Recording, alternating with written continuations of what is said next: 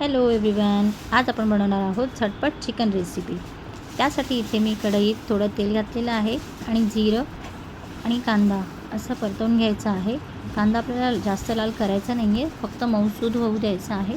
त्यानंतर त्याच्यात एक टोमॅटो ॲड केला आहे, मोठा टोमॅटो आहे। अद्रक, लसूण, मिरची, कोथिंबीरच्या काड्या हे सर्व साहित्य एकत्र करून आपल्याला ते परतवून घ्यायचं आहे आणि हे सर्व साहित्य मऊ होईपर्यंत आपल्याला ते परतवायचं आहे। आणि आता मी त्यात ॲड करते काजूचे तुकडे आणि थोडं मीठ। हे सर्व एकजीव करायचं आहे। एकत्र परतवून झाल्यावर त्यात आता मी थोडं पाणी घालत आहे आणि 2 ते 3 मिनिटांसाठी आपल्याला फक्त ते शिजवून घ्यायचं आहे, जेणेकरून सगळा मसाला मऊ होईल। आणि तो थंड झाल्यावर आपल्याला एका मिक्सरच्या भांड्यात थोडं दही घालून ते वाटून घ्यायचं आहे। हे मिक्सर अगदी स्मूथ वाटायचं आहे।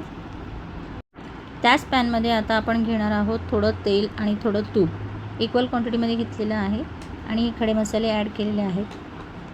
आणि आता ही वाटलेली पेस्ट आपण त्याच्यात घालायची आहे आणि हे मिश्रण थोडं 2 ते 3 मिनटं परतवून घ्यायचं आहे। आणि आता त्यात ॲड करणार आहोत काश्मीरी लाल मिर्च, धने पावडर, हळद, लाल तिखट आणि चवीनुसार मीठ। हे सर्व साहित्य ॲड करायचं आहे। मिक्सरमध्ये आधी जी पेस्ट बनवली आहे त्यातही मीठ घातलेलं आहे, म्हणून आता आपण चवीनुसार मीठ घालायचं आहे। आणि आता गरम पाणी ॲड करून त्याच्यावर मी झाकण ठेवलं आहे। 2 ते 3 मिनटं हा मसाला शिजल्यावरती हे बॉईल केलेलं चिकन यात मी ॲड केलेलं आहे आणि चिकनचा स्टॉकसुद्धा ॲड करायचा आहे। जेवढी आपल्याला ग्रेव्ही पातळ किंवा घट्ट हवी त्यानुसार चिकनचा स्टॉक ॲड करायचा आहे। 2 मिनटं उकळी आल्यावर गरम मसाला ॲड करा आणि कोथिंबीर ॲड करा।